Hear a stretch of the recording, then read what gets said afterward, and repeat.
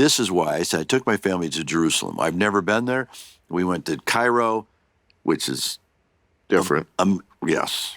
Different is come in at night. There's a Four Seasons hotel. I think that's where we stayed for the night. You go, wow, this is gorgeous. The Nile and the Sure. city.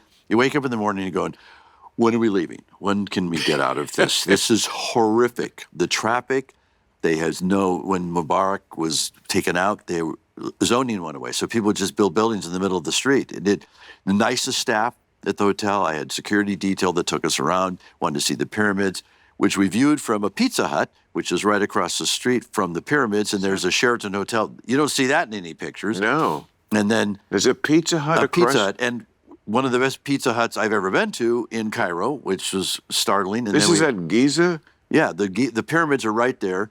You talk about aliens. How close can you get to the pyramid? We took a tour, took the camel ride. And you go right into pyramid. You can go if you go in if you want them. The Giza. Do you go in? You can. There's an entrance. Yeah, I'm a claustrophobic guy, so there's a little tunnel that's like this. Then I went, you know what? I don't want. I'd do the same. I don't want to do that. Right, but people do.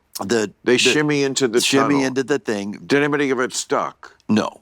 The alien thing that you say came with me. I said, please, anybody. These don't belong here. There's nothing anywhere near. I say this to everybody that's been near them. There's nothing like this on the earth. Why'd they stop making pyramids like this? They make pyramids the Aztecs now. Those are step pyramids. These were covered in white onyx with a gold top, and they're in an L shape. From 30,000 feet, it looks particularly like some sort of a marker of something, but there's nothing like the pyramids. Cut to, we went to a and those are big blocks.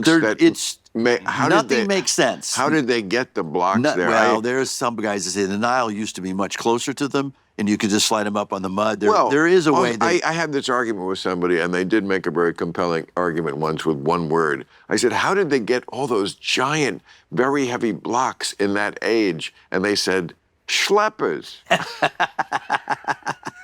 It's kind of true. Yeah. They had slaves. And then this fucking their story was block they were paid very well for the time. Zero.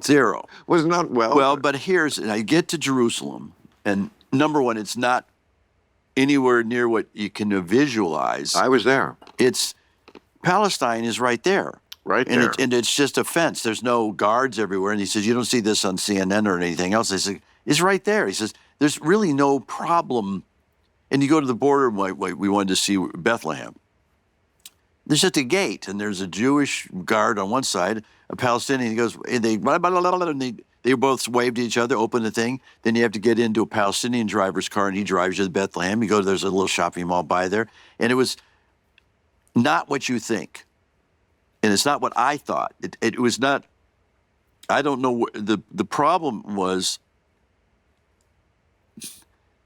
and as I studied it, I don't know, it depends, it's called historical priority. It was Donna Hearn, this wonderful woman who was one of Reagan's historians who passed away. She's just a brilliant woman that said, she goes, historical preference. And it's a terrible term to me now. It depends on when you want to start.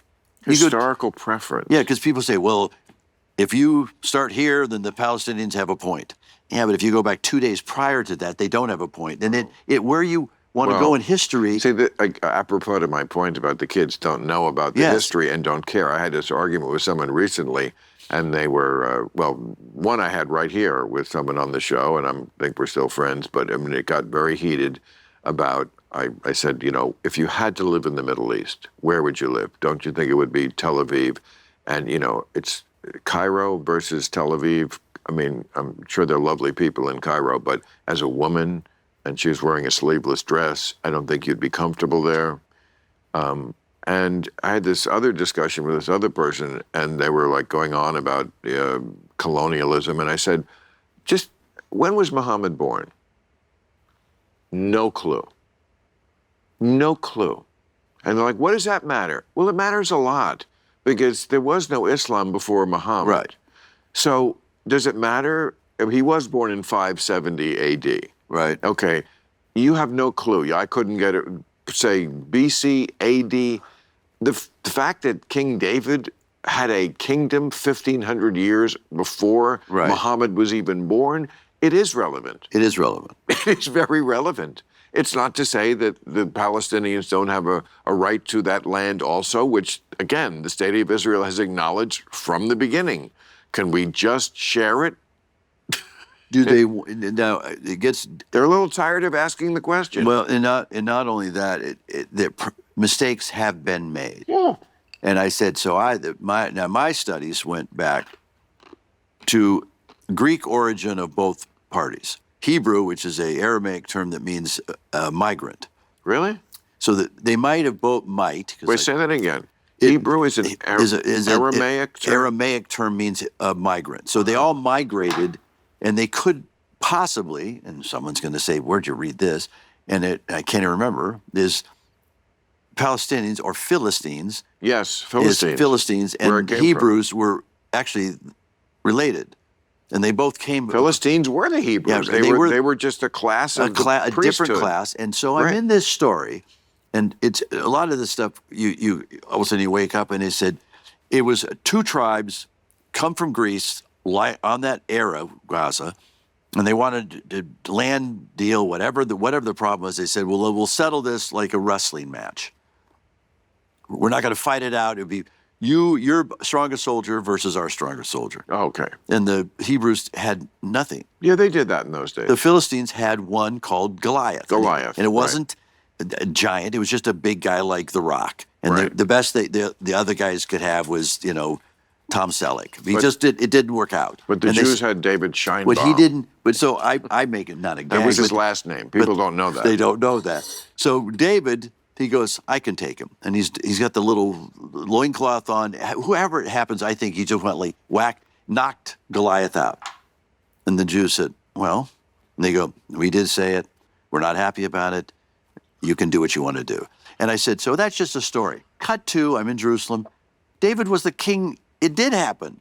Some version of that. Well, there definitely was a kingdom 1,000 years before and the David birth of Christ. was the king of. Absolutely. There was two kingdoms, some Judea and Samaria. Yes. There were two kingdoms. There was definitely a kingdom. The Wailing Wall is still there. Still there. I mean, it is Jerusalem is still there. It was a wall of the temple that the Romans destroyed in 70 AD. All these creatures in our, whatever you call us, Homo sapiens or whatever the fuck you call us, you're in Jerusalem, and then the guy, he was a Zionist guy, and his sister was a Hasidic Jew, or the very religious Jews are not Hasidic, and we got to go to into the old city and be with her for a minute, but he was Zionist. He was really not. He's Jewish in heritage only, but he was not a practicing Jew.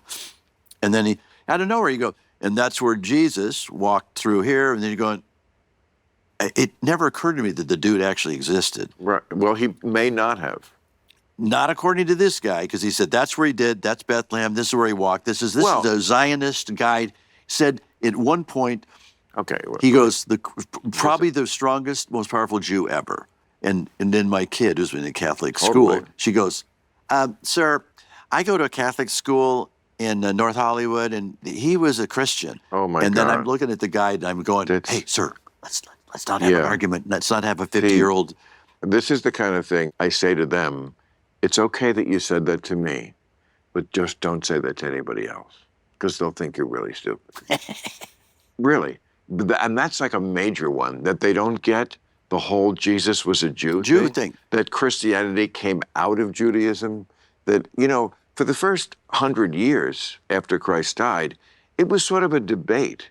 They were still known. Not even a debate. Now, this last trip, I want to take my family to see the Aegean Islands. In a long story short, we went to walk these islands, because I wanted to stay out of Athens. I love Greece. I love Greek food, and I love being there. I had no idea who St. Paul. His name Saul, actually. His Jewish name. Saul of Tarsus. Saul of Tarsus became St. Paul. All over Greece, you're going. Right. I've read about him. I was an acolyte. He was Greek. He was Greek. No, Luke Roman. was No, Luke Paul, was Greek. Saul was this.